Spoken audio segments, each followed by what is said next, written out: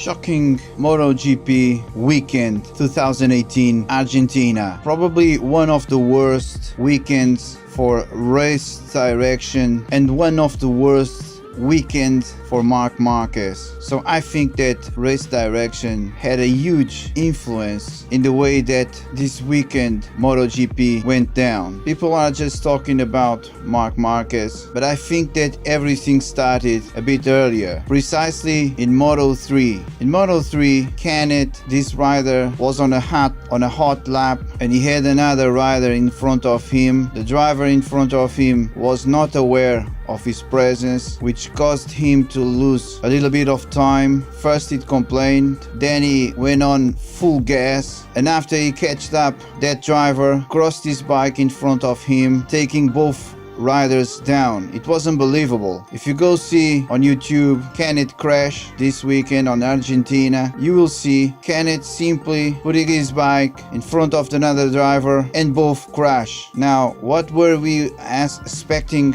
from race direction? I was expecting some type of penalty because everybody could see what was happening, what Canet did. Now I'm watching the race, and just to find out that race direction, first they start an investigation. The accident was under investigation, just to finish in no fault. There was no fault from Canet.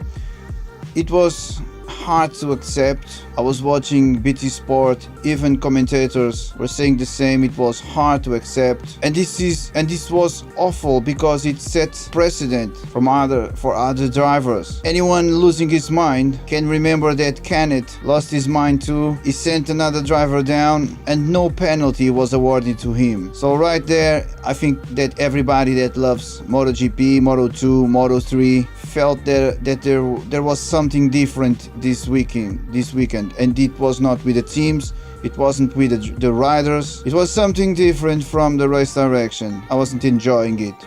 Then there's the case where race direction delays the start of the race, removing all the advantage Jack Miller has gained in qualification. Everybody changed tires, and it was unbelievable what race direction was doing. And finally there comes the third episode starring Marc Marquez. Now, in a weekend where he had showed advantage, everybody was expecting him to had a great race. He's one of the most skilled riders in MotoGP. Everybody knows what he can do, but at the same time he is one of the most aggressive drivers, and sometimes he takes stuff too far. So after the warm lap, Marc Marquez stole his bike, and he had no problems. Because he stole his bike, he should have started the race in the pit lane. It's a question of rules, but he didn't give any worries. He couldn't care less. First he put his hand in the air to indicate that his bike stalled, and then he just takes this stuff into his own hands, pushes his bike, and he gets it working again. So this was the first infringement. Yes, someone from the race direction showing him the way to the pit lane, and he doesn't care. It was unbelievable. He just managed the bike. He brought the bike back to the end of the pit lane, to the end of the track, behind everybody else, and he just created his own rules. It was surreal because it was like he could do anything. It was like, this will work out. I don't know what he was thinking. Surreal, absolutely surreal. We all know, and I am a fan of him. I simply adore to see. I enjoy so much to see when he does all his tricks. The bike almost crashed and he puts the bike riding again. It's unbelievable. This weekend it was unfortunately unbelievable for the worst reasons. It's like imagine if Alex Rins or some other rider, Morbidelli, Bautista, did the same. Imagine if their bikes went off, stalled, and they just do whatever they want. So after this we have Marc Marquez episode 2. That was him getting as fast as he could to the front of the race. And to manage to do that, he did I would say a quite aggressive overtake on Dani Pedrosa. Yes, it was a beautiful pass, but at the same time it was quite aggressive on his teammate. So after that, 19 laps to go, Marc Marquez has to read in his dashboard. He has a penalty, a right through. He has to go inside the pit lane, where he's going to lose all his advantage because of what happened during the start of the race. So after the right through penalty, he falls to 19th position, and here is where it starts, the third chapter of Marc Marquez's race. Spanish rider is going to overtake anyone that stays on his path, no matter what. With 15 laps to go, Marc Marquez pursuing Aleix Espargaro. He has no problem and he just overtakes Aleix Espargaro, crashing into his bike. He literally runs through Aleix Espargaro's bike. Both riders almost crash. Aleix Espargaro takes his bike on his body, so Marc Marquez's bike hits Aleix Espargaro. He rams Aleix Espargaro's bike. He waves his hand saying "I'm sorry" and he goes away. What race direction does? Nothing. It was nothing to be done. It's like if Honda team and Marc Marquez had some sort of privilege. It was unbelievable. First Canet on Moto3 makes another guy crash, no penalty. Then we have to see Marquez crashing into Aleix Espargaro and no penalty for him. Then he almost crashes into Nakagami. When Nakagami senses him almost hitting his bike,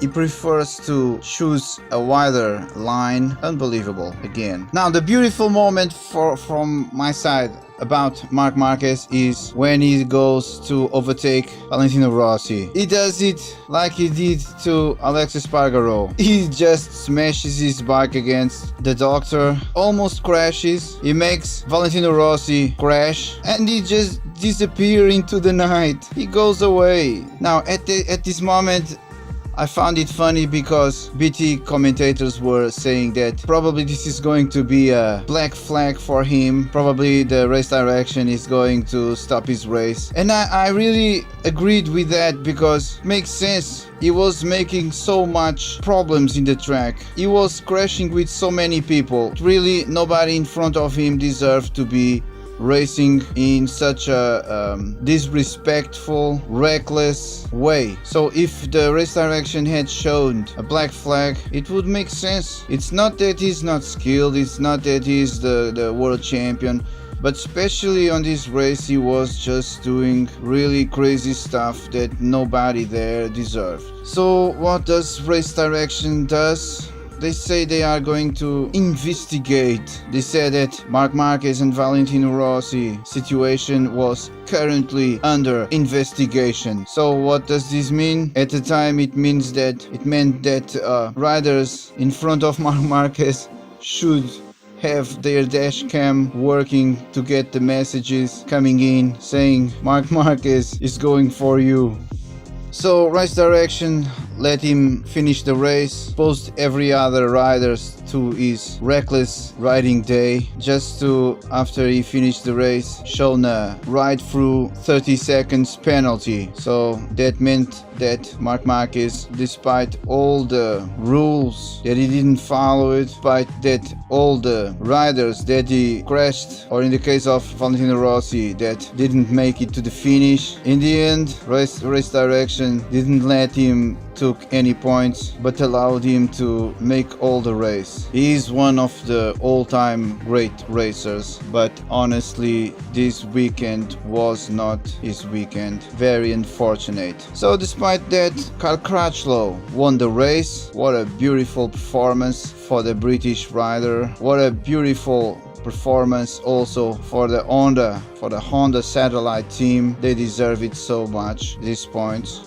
Zarco took second, great race for him. French rider sometimes disappears in the last laps of the races. This time he made it to the end and he took beautiful second place. And finally third place to Alex Rins. I think this race, it was the first time that he led some laps in MotoGP, so I think it was a great race for him, for also for Suzuki. They led some laps, they finished third, they got points. Suzuki team got invaluable points too. On the dark side, Marquez, weekend to forget. Valentino Rossi, a weekend that you will not forget so soon. Guys, thank you so much for listening. Please subscribe if you enjoyed the video, the like button. Thank you.